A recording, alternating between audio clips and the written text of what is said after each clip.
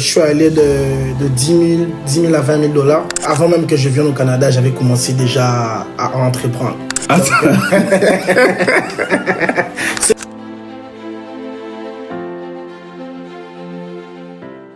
Excellences, mesdames et messieurs, bonjour et bienvenue dans le coulisses du quotidien.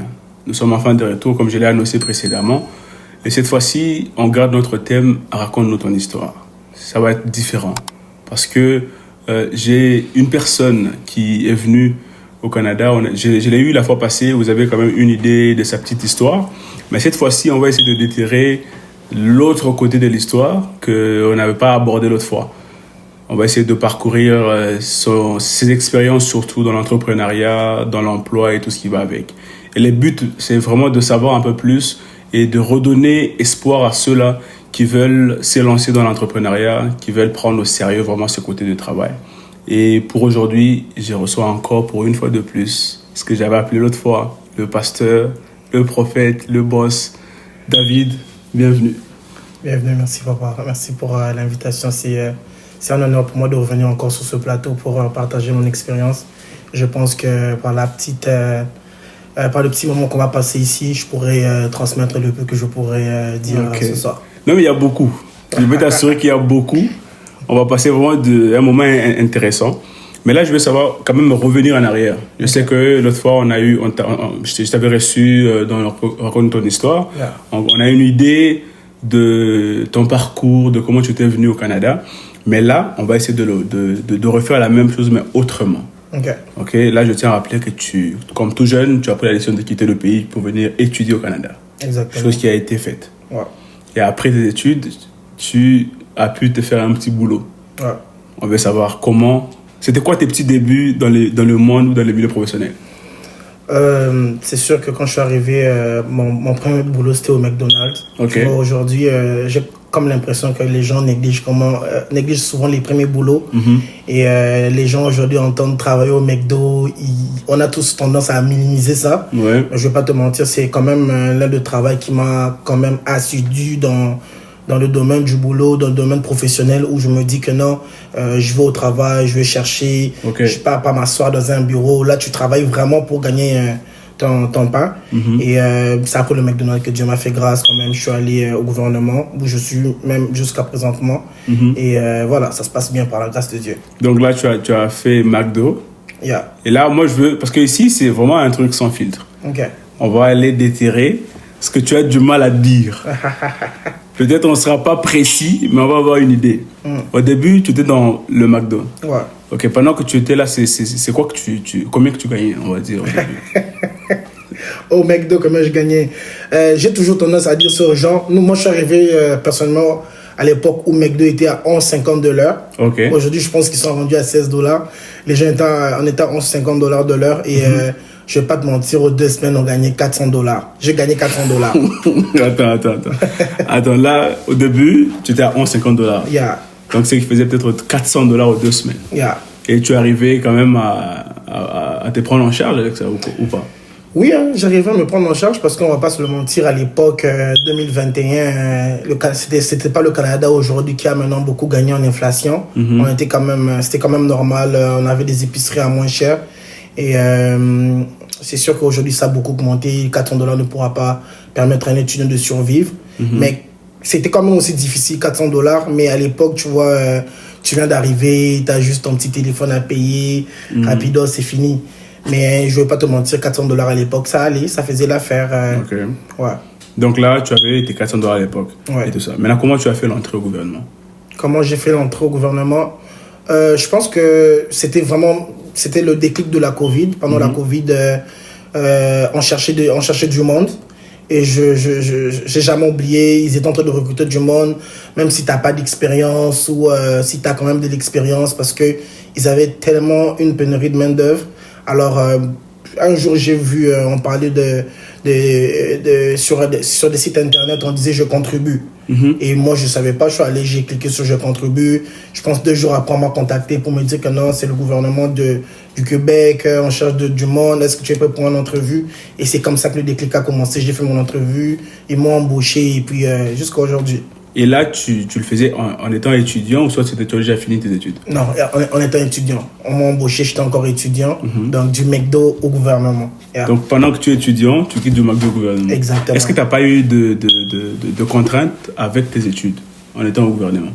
Non, j'ai pas eu de contraintes parce que mon horaire du travail allait vraiment du même sens avec mon horaire à l'école. Donc à l'école, j'avais la facilité d'étudier le matin et je partais au travail le soir. Parce qu'à l'époque, même il faut dire que l'école était aussi en ligne. Donc ça fait en sorte qu'à l'école, j'étais là le matin.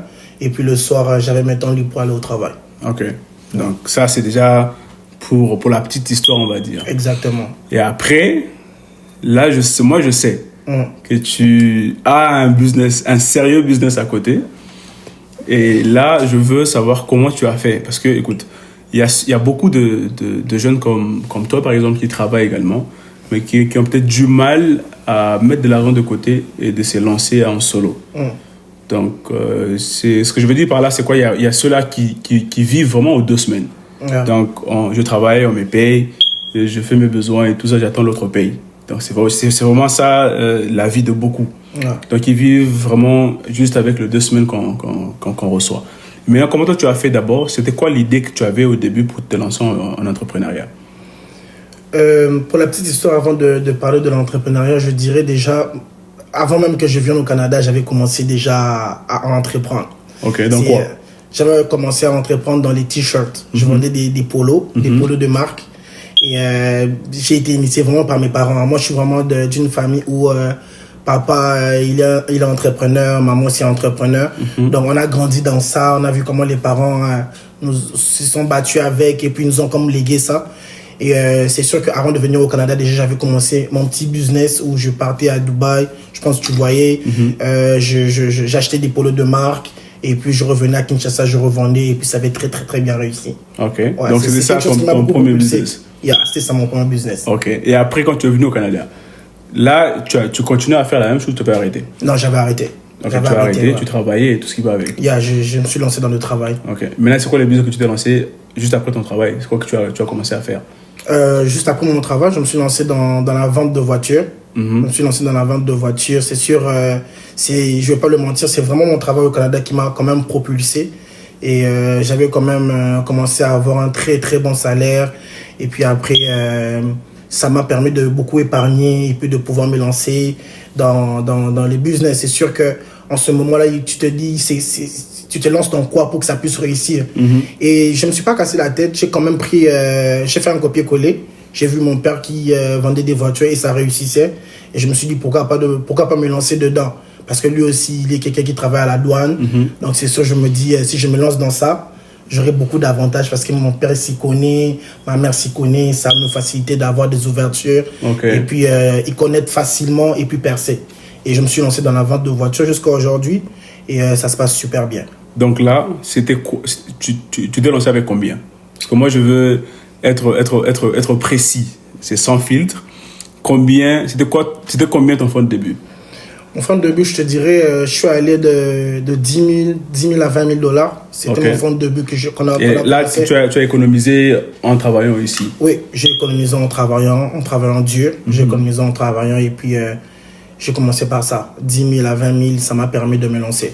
Attends, mais là, tu as pu économiser 10 000 $ pendant que tu travailles ici ou même au Canada. Comment tu as fait? Quel sacrifice que tu as fait? Quelle attitude que tu as pris pour arriver à économiser 10 000 $ ou plus? Je dirais, je me suis sacrifié de tout ce qui frappe à l'œil. Quand je parle de tout ce qui frappe à l'œil, c'est dans le sens où tout ce qui peut influencer notre jeunesse. Tu vois, quand je parle d'influencer la jeunesse, c'est de vouloir s'acheter une paire de baskets, de vouloir s'acheter un téléphone du moment. Je me suis quand même privé de beaucoup de choses pour vraiment pondre ce que je pondu, ce que j'ai aujourd'hui. Donc, c'est vraiment la chose qui m'a vraiment permis à économiser pour me lancer dans le business. Parce que si je ne m'étais pas mis cette discipline-là, je ne pense pas que j'allais arriver où je suis aujourd'hui. Ouais. Donc là, après plusieurs moments, ça a pris combien de temps pour économiser autant? Ça a pris combien de temps? 1 année, 2 ans, 3 ans? Non, j'ai quand même eu la grâce de mon travail, quand même par année, de me faire un petit 100 à 150 000 $ l'année. Attends. Ceux qui travaillent avec moi le Attends. Yeah. Parce que là, je rappelle que tu as commencé au McDonald's, donc tu faisais $400. 400 $. Le mois. Effectivement. Non, $400 aux 2 semaines. Aux 2 semaines. Ok, donc avec un salaire de 11 points quelque chose de $. 150. 11,50 $ de l'heure. Ouais. Donc, si j'essaie de faire même $400, je pense pas que ça va atteindre 20 000 $ l'année. Non. Et là, tu quittes de moins de 20 000 $ l'année à 100 à 150 000 $ l'année. C'est quoi que tu ressentais? C'était quoi les ressentis personnels? En tout cas, c'est sûr que quitter des chiffres comme ça, c'est... Tu sais, tu te dis, quand même, j'ai eu la stabilité, tu vois. Et puis, c'est que le ressenti que j'avais, je me disais, je pouvais me permettre de tout. Mm-hmm. Tu vois, quand j'ai quand même quitté des $400 aux 2 semaines à un bon 3 000 $ aux 2 semaines. Et je me t'ai dit, je me permets de tout. Je peux me permettre de tout. Je me suis acheté ma voiture cash, je me suis acheté des choses. Et je me suis vraiment senti, quand même, j'ai senti une liberté financière par rapport à ça. Est-ce qu'il y a un moment où tu as eu à faire des folies que peut-être aujourd'hui que tu regrettes? Des folies que je regrette, oui. Quoi, par exemple?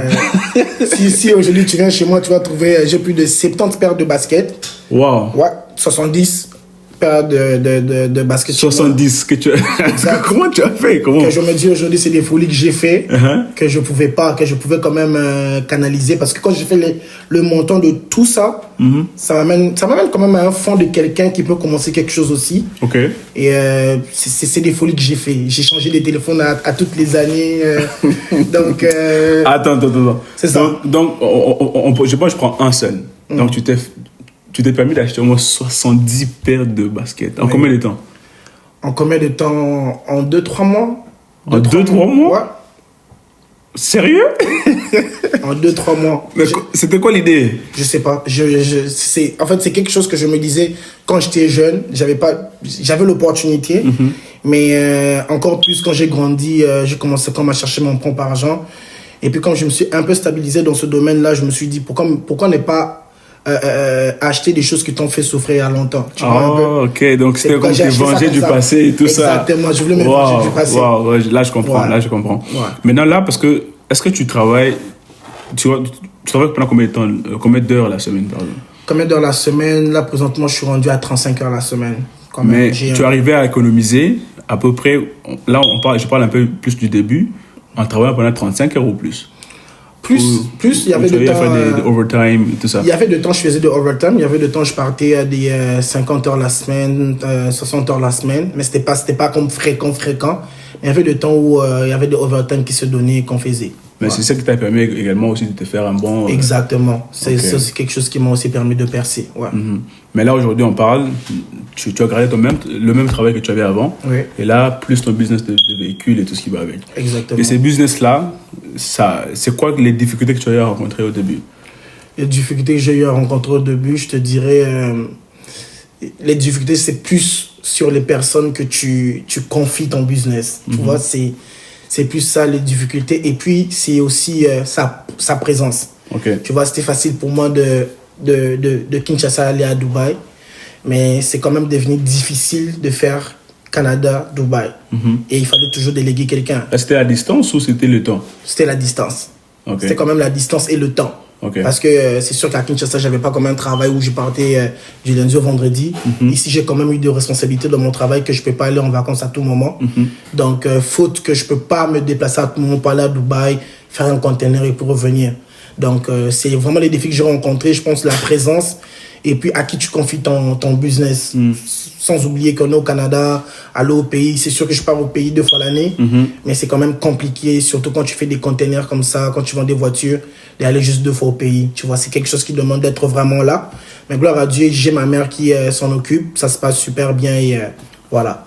Parce que là, il y a beaucoup de gens qui disent que mélanger la famille dans le business, c'est quand même compliqué. Mais toi, tu as eu à avoir ces difficultés-là ou ça marche pour toi? Tu n'as pas de problème avec ça? j'ai quand même eu des difficultés parce que tu sais, tu travailles avec ta mère, donc c'est sûr, si elle prend 200-500$, elle va te dire que, écoute, c'est moi, je suis ta maman. Mais le but, c'est les affaires, tu vois. Ça. Je veux réussir pour la mettre bien aussi, tu vois. Mais j'ai pas rencontré trop de difficultés avec, tu vois. Elle était compréhensive, elle m'a beaucoup aidé parce que je pense que son but aussi, c'était de vouloir de me voir propulser. Donc ça fait en sorte qu'on a gardé une très bonne constante jusqu'à aujourd'hui. Ah, ok, ça c'est excellent. Parce que moi je le dis et je le redirai encore une fois de plus, parce que le but même de ces moments, c'est de vraiment soutirer l'expérience dans chacun. Exactement. Okay? Parce que on est là, la majorité, nous sommes venus ici au Canada, c'est pour un but, c'est la réussite. Peu importe la façon dont tu peux le faire, mais le plus important, c'est de réussir dans quelque chose. Donc il y a ceux-là qui sont venus pour étudier, qui ont étudié comme toi. Donc tu étais venu au début, tu as étudié, tu t'es trouvé un travail, et de par ton travail, tu as pu générer un propre travail à côté. Donc tu as pu créer quelque chose à côté qui t'accompagne. Donc, c'est vraiment, pour moi, c'est la meilleure façon de réussir. Déjà parce que tu as pu rendre fiers les parents avec le diplôme. Donc tu étais là pour étudier, donc tu as étudié, et par après tu fais ta vie. Exact. Okay? Donc c'est vraiment. Et maintenant, c'est quoi le conseil que tu peux donner à un jeune comme toi qui étudie mais qui a à cœur un business, qui a à cœur une idée et qui veut se lancer? C'est quoi le conseil que tu peux donner à un jeune qui est dans le même cas que toi, ou qui était dans le même cas que toi? Moi, je dirais, comme on dit souvent, never give up, ne jamais abandonner sa vision, de courir derrière sa vision et de rester constant dans ce que tu veux. Parce que quand tu es constant, quand tu es déterminé, la détermination, c'est la clé de tout. Tu peux avoir les idées, mais tu n'as pas des moyens comment commencer. Mais ta détermination, ta soif te poussera toujours à aller toujours, à aller toujours au-delà de ce que tu peux, d'aller toujours au-delà de tes compétences. Parce que cette détermination va te permettre d'aller trouver un travail, deux travails, pour réunir de l'argent et puis pour te lancer dans ton business. Okay. Donc, ce que je peux dire à un jeune aujourd'hui, c'est de rester constant, déterminé sur sa vision, que la vision ne court pas derrière lui, mais que lui court derrière sa vision jusqu'à ce que cette vision-là va s'accomplir. En parlant même, je pense que par la grâce de Dieu, bientôt on aura parce que j'ai dans les auteurs auto, et bientôt on aura dans les auteurs on aura quand même Poulailler qu'on va lancer dans 2 jours à venir, par la grâce de Dieu. On va aussi commencer à produire de poulailler en notre nom. Au pays ou ici? Au pays. Ah, ok, donc il y a dans les auteurs, c'est le nom de ton entreprise? Ça, c'est le nom de mon entreprise. Ok, dans les auteurs auto, donc qui tout ce qui est voiture et tout ça. Et là, bientôt c'est poulailler en fait. Oui, c'est poulailler. Donc tout est fait en prêt ou c'est encore en marche? Non, c'est prêt. On a déjà les terrains par la grâce de Dieu. On s'est procuré 2 terrains. Et puis dans les jours qui viennent, on va juste commencer à installer les choses et puis ça va aller de l'avant. Moi, c'est ma question fétiche. Là, tu as donné une fourchette. Donc là, ton travail, tu te fais un peu plus de 100 000. Ouais. Et dans les auteurs auto, ça te rapporte combien? En tout cas, dans les auteurs auto, généralement, ça varie de quelle voiture tu achètes, quelle année, ça varie dans tout ça. Je donnerai l'exemple de ma dernière voiture que j'ai envoyée depuis le Canada. La fourchette de cette voiture-là, ça va me ramener entre 30 à 45 000 $. Là, c'est le tout ou ça, le bénéfice? Là, je te parle du tout. Okay. Mais si je te parle le bénéfice de la voiture, je peux pas mal toucher 15 000 $ pour bénéficier. Attends. Ouais. Ça, c'est combien de véhicules? Un seul ou? C'est juste ça, je te parle juste d'une voiture d'abord. Une voiture, tu fais 15 000. Donc, si tu fais peut-être 5, 6, c'est plus. C'est plus. Waouh. Ah, bah, c'est énorme. Exactement. Tout dépend de comment tu étudies la saison que tu achètes la voiture ici, quand tu envoies ça au pays, le prix de la voiture, le prix de tes dépenses. Et puis, tu verras que tu vas te retrouver. Pour un petit secret, les grandes voitures donnent plus de bénéfices que les petites voitures. Okay. Quand tu achètes des grandes voitures, ça va t'amener plus de bénéfices que les petites. Tu vois. Okay. C'est comme quelqu'un qui achète une IST, il aura peut-être 2 000 ou 3 000 $ de bénéfices. Mais une personne qui va acheter comme une Prado TXL, il aura quand même un gros bénéfice, tu vois un peu. Je comprends. Donc ça varie vraiment dans ça là. Ok. Non, mais moi je commence à avoir peur, tu vois. Parce que là, mais là, tu es célibataire ou? Je viens de me fiancer. Je viens de me fiancer depuis septembre, le 27 septembre. Je viens de me fiancer par la grâce de Dieu. Oui. Ok. Il y a deux différences là. Il y a 2 étapes. Un, tu t'es lancé dans tes business, tu étais célibataire. Ouais. C'est ça? comment tu as pu... Est-ce que... Bon, pas comment, mais... Est-ce que ce que tu gagnais a influencé le choix que tu as fait pour ta fiancée aujourd'hui? Est-ce que tu as eu des difficultés à choisir une femme avec tout ce que tu gagnais? Pourquoi? Parce que moi, j'ai ma petite théorie. Je vais te donner l'espace.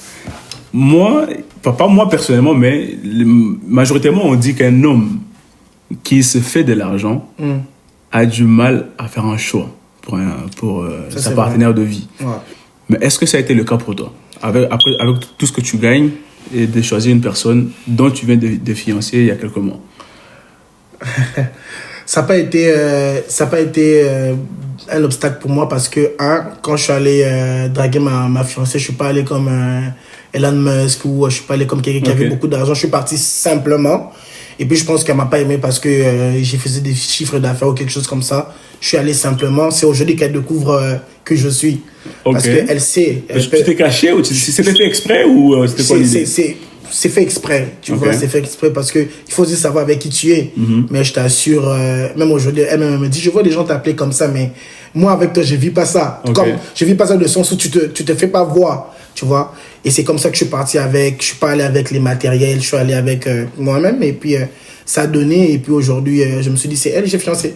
Ok, c'est quoi la décision? C'est quoi que tu as vu pour dire que non, c'est elle?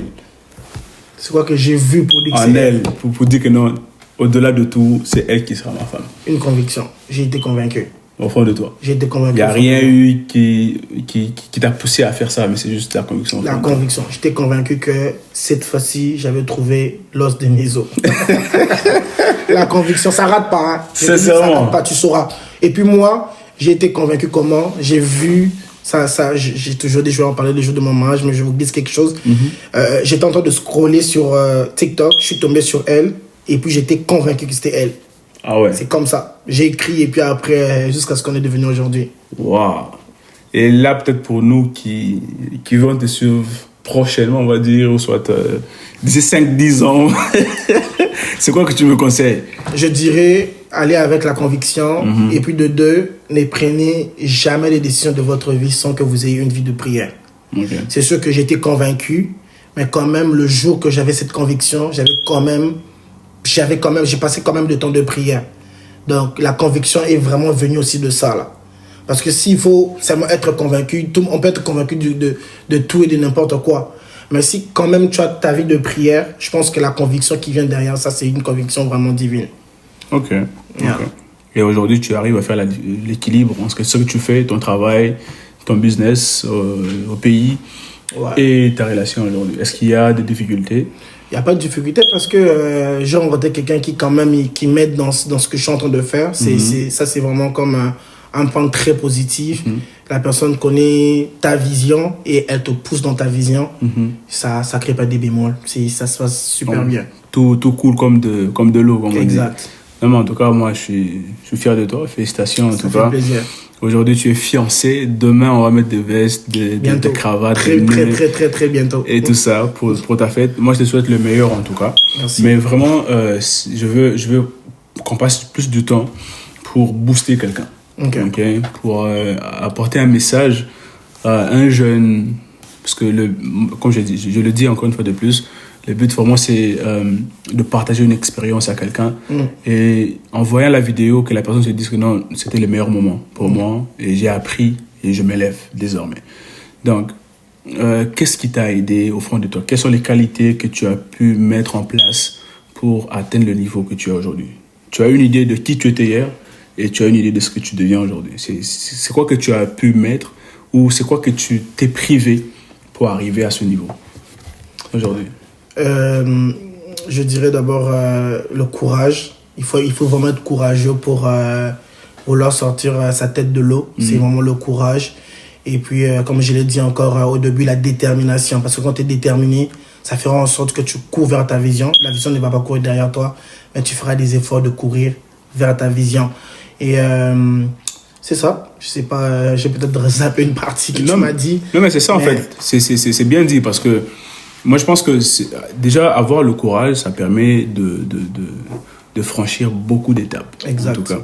Parce que je tiens à rappeler que au-delà de ce que tu fais, tu es un jeune, Oui. tu as tout ce qui est en toi, toute force de la jeunesse et tout ce qui va avec. Mais au-delà de ça, tu te démarques dans ce que tu fais. Ouais. Dans ton travail, dans tes business et tout, tu fais la différence. Parce que parce qu'il y a beaucoup de jeunes qui faut être de l'âge, qui disent que non, voilà, j'ai encore mon temps. Ok, je peux m'amuser aujourd'hui, je peux faire ce que je veux aujourd'hui. Et demain, je ferai ce que je veux faire de ma vie. Est-ce que tu penses que c'est la meilleure idée? Ou on se dit que non, voilà, je suis encore jeune, à mon jeune âge, je vais d'abord jouer, j'ai pas le temps je peux pas investir maintenant, je veux pas prendre ma vie au sérieux maintenant, je veux d'abord enjoy la vie comme on dit, enjoy la jeunesse et peut-être demain je ferai ça. Est-ce que tu penses que c'est la meilleure idée de penser comme ça? Je pense que c'est pas la meilleure idée parce que c'est mieux, parce que quand on est jeune, on est fort. C'est mieux que pendant sa jeunesse de se donner durement et après souffler. Parce qu'aujourd'hui, si tu sacrifies ta jeunesse en faisant du n'importe quoi, demain ça va te rattraper dans le sens où tu vas devenir vieux et puis tu seras obligé de rentrer dans un cycle de travail pour essayer de gagner ta vie. Mais pourtant, quand tu es jeune, tu as toutes les forces de la jeunesse en toi qui peuvent faire en sorte que pendant ta jeunesse, tu travailles dur et que pour qu'après que tu en profites de tous les fruits de ta jeunesse. C'est quoi le message que tu peux passer à un jeune aujourd'hui qui est perdu, qui se sent perdu, qui ne sait pas quoi faire, qui a des difficultés peut-être de trouver un travail, ou soit il veut faire un truc mais il se sent juste perdu. C'est quoi le message que tu peux donner à ces jeunes-là? Le premier message que j'aimerais passer à ce jeune, j'aimerais dire à ce jeune la première des choses que la vie ne le ferait pas. Okay. Parce que moi, c'est parmi les choses qui m'ont beaucoup boosté et c'est parmi les conseils que les gens m'ont donné. La première des choses, il faut pas que la vie puisse te faire peur. Il faut que tu affrontes la vie. Et s'il est arrivé dans les moments qu'il est en train de traverser présentement, c'est parce qu'il y a un but. C'est parce que derrière tout ça, il y a un potentiel en lui qui est caché, mais à cause de son courage, à cause de sa détermination, à cause de la conscience de la personne qu'il est, ça va faire en sorte que cet atout-là qui est en lui de sortir. Donc j'aimerais lui dire qu'il ne baisse pas le bras. Le travail, qu'il continue de chercher, qu'il continue de creuser. Même la Bible nous le demande. La Bible nous demande de creuser. Donc il continue de creuser, qu'il continue de chercher. Peu importe la durée de la nuit, le soleil finira par apparaître. Oh, parfait. Ça, c'est vraiment... Moi, ça me concerne également. Donc, ça me touche sincèrement. Et je pense que ça peut aussi aider à un jeune. Ça peut aussi t'aider à toi qui me regarde. Si tu as quelque chose, tu te sens perdu ou quoi que ce soit, écoute, tu as un bon message qui est là. Et je pense que moi, ça m'a touché, ça va te toucher également. Et je veux savoir, dis-moi, où tu te vois-tu dans 5 ans?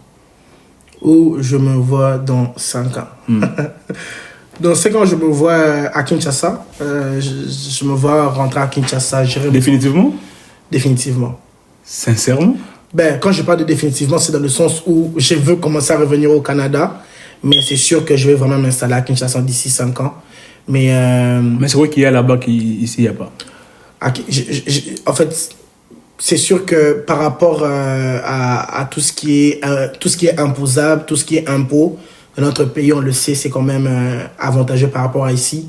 Et chez nous, monter un business, c'est plus facile que monter un business au Canada. Au Canada, ça demande des papiers. Et ça peut handicaper un jeune qui n'a pas de papier. Pourtant, au pays, tu peux commencer des business sans avoir des papiers et avancer très rapidement aussi. Donc, d'ici 5 ans, je me vois chez moi à la maison et avoir des employés qui travaillent pour moi. Et voilà, manger mon argent et puis on profite de la vie. Tu te prépares maintenant pour ça? Je me prépare pour ça aujourd'hui. Je travaille fort aujourd'hui pour que demain, que j'ai plus à souffrir pour... Non, mais c'est excellent en fait. Parce que moi, je dis toujours, pour celui qui veut aller quelque part demain, doit savoir ce qu'il faut pour arriver là où il veut aller. Un exemple simple, tu veux aller à l'épicerie demain, tu dois savoir quel bus prendre aujourd'hui pour te rendre à l'épicerie. Exact. Donc, tu veux une stabilité de vie demain. Tu veux avoir tout ce que tu rêves dans la tête demain. Tu dois premièrement savoir ce qu'il te faut aujourd'hui. Yeah. Quelle attitude prendre maintenant pour t'amener où tu veux demain. Donc, si tu dois te sacrifier, fais-le maintenant. Yes. Tu dois économiser, c'est les moments. Ouais. Tu dois te priver des petits besoins, c'est les moments. Parce que je ne pense pas qu'il y a un temps où on se dit que non, j'ai raté quelque chose. Non. Tu vas rater quelque chose, c'est lorsque tu ne vas pas gérer le présent, en fait. Exact. Parce qu'il y a beaucoup de jeunes qui disent que non, écoute, je suis jeune, j'ai quitté le Congo, soit un pays d'Afrique. je suis venu au Canada, alors c'est le moment pour moi de faire un peu de la folie, parce que de me rattraper en fait. Donc ce que je faisais pas au pays, je le fais ici et tout ça. Mais là, on se rend compte qu'il y a toujours de retombées en fait. Or, si réellement, ce que tu veux devenir, tu commences déjà à avoir l'attitude qui te permet d'arriver là où tu veux, je pense que le tour est joué. Pour moi, je raterai jamais la jeunesse quand il faut me concentrer pour demain. Exactement. Donc, est-ce que je sais pas quoi dire, mais est-ce que tu as eu des contraintes ou soit de difficultés dans ton travail que tu fais aujourd'hui en étant un jeune venu de l'extérieur et tu occupes un bon poste, je dois le rappeler, non? Ouais. Tu as un bon poste au sein d'une très grande entreprise dans le gouvernement du Québec, mais est-ce que tu as peut-être des difficultés vu ton âge, vu ton origine et tout ce qui va avec? C'est sûr qu'on est on est à l'étranger. C'est sûr que les premières difficultés que tout le monde rencontre, c'est le racisme. Moi, j'ai quand même la chance de travailler avec des gens noirs comme moi, donc ça se passe super bien. Mm-hmm. Mais quand même, la plus grande difficulté que je peux énumérer ici, c'est vraiment c'est l'âge. Tu vois, tu travailles avec des adultes qui sont dans la quarantaine, cinquantaine, et ils voient que toi, peut-être, tu gagnes beaucoup d'argent plus qu'eux, et ça crée des jalousies, ça crée des frictions au travail. C'est des choses que j'ai quand même vécues. J'ai rencontré des gens me dire que toi, t'es jeune, tu gagnes tel montant. Moi, je le gagne à 50 ans ou à 55 ans. J'ai quand même connu ça au travail. Mais c'est des choses comme ça qu'on rencontre. Mais après... mais quel état d'esprit tu te mets pour être à l'aise dans ce milieu-là? Je reste focus à ce que je dois faire. Je suis focus. Et moi, je dis toujours, au travail, on vient pour un temps. Mm-hmm. De 8h à 16h. Dans ma tête, David, tu viens de travailler de 8h à 16h. C'est ma routine de tous les jours. Quand tu te mets ça dans la tête, que tu viens juste pour un moment et que tout va passer, tu n'auras pas de problème. Tu n'auras pas à mettre des choses à cœur. Et moi, je me dis toujours que je viens pour un temps et puis je pars. Parfait. Et sinon, là, on sera à la fin même de notre podcast. Et est-ce que tu as un dernier message à faire passer? Mon dernier message, c'est que je suis honoré d'être là. Je suis honoré d'être là et je pense que par cette vidéo, beaucoup de jeunes auront la possibilité de pouvoir s'y référer dessus et commencer une nouvelle vie, l'entrepreneuriat, de ce qu'on est en train de discuter, de ce qu'on est en train de discuter. Et je pense que ça va pouvoir les aider aussi à se propulser, à aller de l'avant. Mm-hmm. Mais sinon, au-delà de tout, je te remercie encore une fois pour ton invitation dans le coulisses du quotidien. Non, mais moi je suis le plus honoré parce que je sais que tu as beaucoup de choses à faire, tu as un temps. J'ai un petit bon anniversaire. Hein? C'est ça en fait. Donc, joyeux anniversaire à toi, mon frère. Ça fait plaisir, merci. Que Dieu te bénisse abondamment, Amen. Que Dieu te donne encore beaucoup plus d'argent, de longévité, tout ce qui va avec. Et merci pour ton temps en tout cas. Et je pense que ça a beaucoup aidé, ça va beaucoup impacter surtout à ceux qui sont comme nous, qui veulent... c'est un peu de changer la donne dans la vie. Et je pense que... Écoutez les gars, on est tous jeunes. Et je pense bien que je dois... Moi, j'ai pris ce fardeau-là. Je veux sélectionner le maximum de jeunes qui font de la différence. On peut faire des grandes choses en étant ici. On peut stabiliser notre vie avec le peu qu'on gagne. Et c'est vraiment ça le but de ce thème. Et merci à vous qui nous suivez. Tout ce que j'ai besoin, c'est justement votre soutien. Donc, je vous demande juste de vous abonner à notre chaîne, à nos pages, et surtout de commenter, de liker, pourquoi pas d'activer la cloche. Et si vous avez des questions, si vous voulez que je puisse rappeler encore David, je le ferai. Envoyez-moi vos questions et tout ce qui va avec. On va essayer encore de creuser. Parce que là, on a été un peu superficiel, mais si on veut encore entrer en fond, on va le faire. En tout cas, grand merci à toi, mon frère. Merci. Et encore une fois, bon anniversaire à toi. Merci. Et je salue la plus grande équipe que j'ai qui travaille avec moi et tout. Et surtout pour moi, je vous dis à tantôt et prenez bien soin de vous.